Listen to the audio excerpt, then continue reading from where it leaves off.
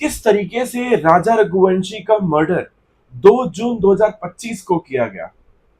ये pre planned murder Sonam ने खुद से किया, पर क्या उसने अकेले किया था? तो इसका आंसर है नो। इसने अकेले नहीं बल्कि 3 लोगों का हेल्प लेकर राजा रघुवंशी का मर्डर करवाया।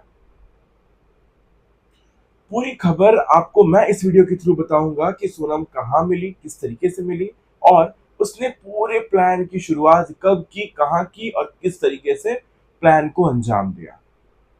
तो नमस्कार दोस्तों, मैं हूं आयुष जैन और आज के इस वीडियो में मैं आपसे बात करने वाला हूं राजा रघुवंशी और सोनम के केस के अपडेट के बारे में। तो पहले तो मैं बता दूं कि सोनम का पता लग गया है, सोनम पुलिस की गिरफ्त में है और 9 जून 2025 को सोनम गाजीपुर के एक ढाबे में मिलती है। गाजीपुर यूपी में है और यूपी के गाजीपुर के एक छोटे से ढाबे में वो सामने बैठी हुई मिलती है, जिसको कि पुलिस ने अपने गिरफ्त में ले लिया है।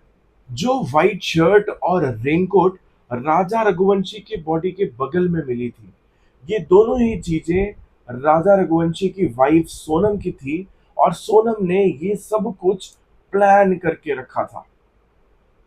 मैं आपको बता दूं, सोनम के मायके वाले यानी कि उनके घर वाले जो जो चीजें छुपा रहे थे, जैसे कि सोनम के घर वाले ने बताया था कि मैट्रिमोनियल साइट में राजा को ढूंढा गया और उसके बाद इन दोनों की बात करा के आगे शादी कराई गई।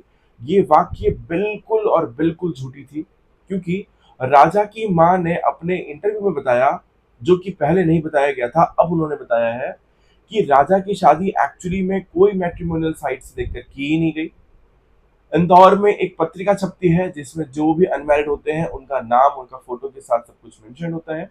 उस पत्रिका के थ्रू दोनों ने एक दूसरे के परिवार को जाना, समझा और उसके बाद ये शादी कराई गई।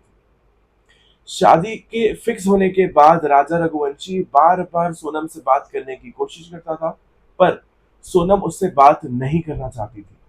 राजा रघुवंशी ने अपने घर वालों को बताया और उसके घर वाले ने सोनम के फादर से भी बात करी थी कि अगर आपकी लड़की को ब्याह नहीं करनी है तो वह मेरे बेटे को क्लियर बता दे, ताकि हम आगे बढ़ जाएंगे। जिस बात पर सोनम के घर वाले ने सोनम को डांटा, समझाया और उसके बाद सोनम ने शादी के लिए प्रॉपर ओके करा और उसके साथ चैटिंग करनी शुरू करी।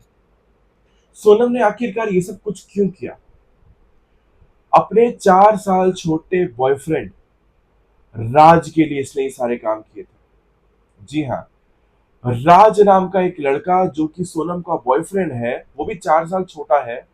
शादी फिक्स होने के बाद और शादी होने के 3 महीने पहले अपने बॉयफ्रेंड राज के साथ सोनम मेघालय शिलोंग ही गई थी और वहां जाकर उसने सिर्फ यही पता लगाने की कोशिश की कि शादी के बाद मैं अपने पति का मर्डर किस तरीके से प्लान कर सकती हूँ। उसने वो सारे जगह चूज की जहां पर कोई भी कैमरा लगा हुआ नहीं था, सो दैट कि वो मौके पर अपने पति को अंजाम यानी ठिकाने पे लगा पाए और कोई भी पुलिस या एनडीआरएफ या एसडीआरएफ की टीम जब सर्च कर रही हो तो उन्हें कोई भी सुराग न मिले उसके बारे में। जिस रेनकोट को वो फोल्ड करके अपने स्कूटी में रखती है, वही रेनकोट, वही व्हाइट कलर की शर्ट राजा की डेड बॉडी के बगल में पड़ी हुई मिलती है। यानी कि ये सब कुछ सोनम ने ऑलरेडी प्लान कर रखा था। पर शादी के 3 महीना पहले अगर वो मेघालय गई थी तो ये बात सोनम के फादर ने पहले क्यों नहीं बताई? उन्होंने क्यों बताया कि ज्योतिषी ही है जो सब कुछ बता रहे हैं, सारा काम ज्योतिषी के थ्रू हम लोग करते हैं। और अगर आप ज्योतिषी के थ्रू सारा काम करते हैं तो फिर सोनम और राजा बाहर क्यों जाते हैं घर से?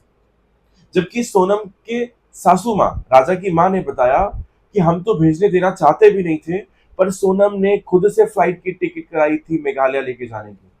और सोनम ने बताया कि माना माँ, मैंने जाने की टिकट कराई है, मैंने अभी तक आने की टिकट कराई नहीं है। मैं देखती हूँ जब हम लोग का घूमने का फिरने का मन खत्म हो जाएगा, हम टिकट कराकर वापिस आ जाएंगे।